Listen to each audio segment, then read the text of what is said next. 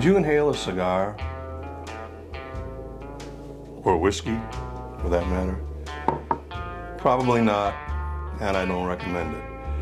But there is something called retro-haling, and that can add to your experience in both cases, and when done together, can really make things happening. Let's start with a cigar. Retro-haling is nothing more than blowing smoke out of your nose. That simple.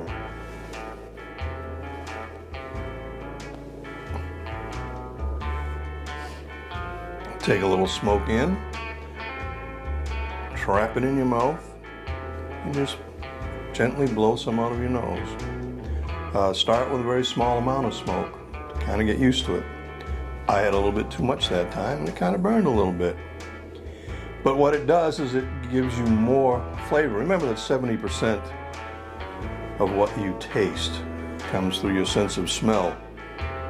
So once you hold this smoke in your mouth and release it out your nose, you should find some additional flavors, or maybe more emphasis on one characteristic than another.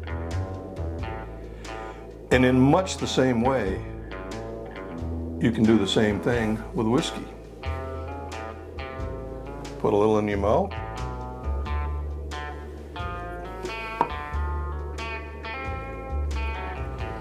Exhale through your nose while you're holding it in your mouth. Don't blow the whiskey out your nose. I actually saw somebody do that once and it was not pleasant to watch.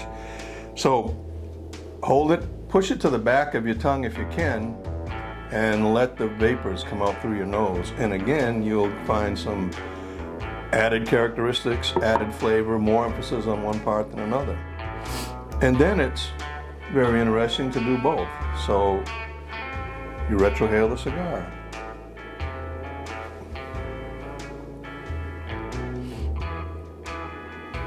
Do the same with the whiskey.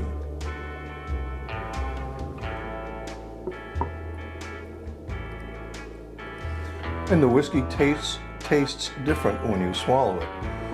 And by the way, alternate, as we do when we're pairing cigars and whiskey anyway. We want to find the optimal conversation, the optimal combination and sequence for each of us.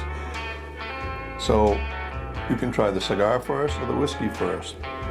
We did the cigar first a minute ago. Let's try the whiskey now.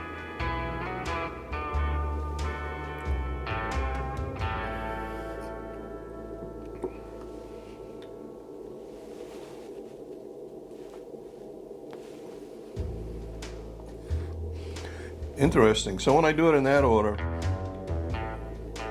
you have two things that happen when you retrohale, if you will, whiskey. And that is that you're holding the whiskey in your mouth a little bit longer, drawing more of that flavor out of it. And then as you exhale it through your nose, you're picking up some different notes. When I waited a few seconds after that and hit the cigar, I all of a sudden got some floral notes in this cigar that I did not taste before. I'm pretty sure that's coming from kind of the fruit that's in the end of this particular whiskey.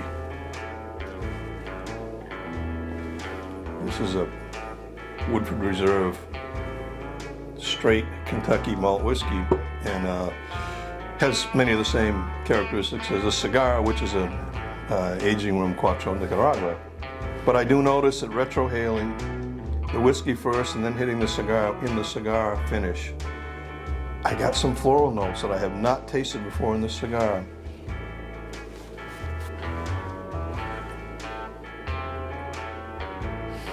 And it's still there. Interesting.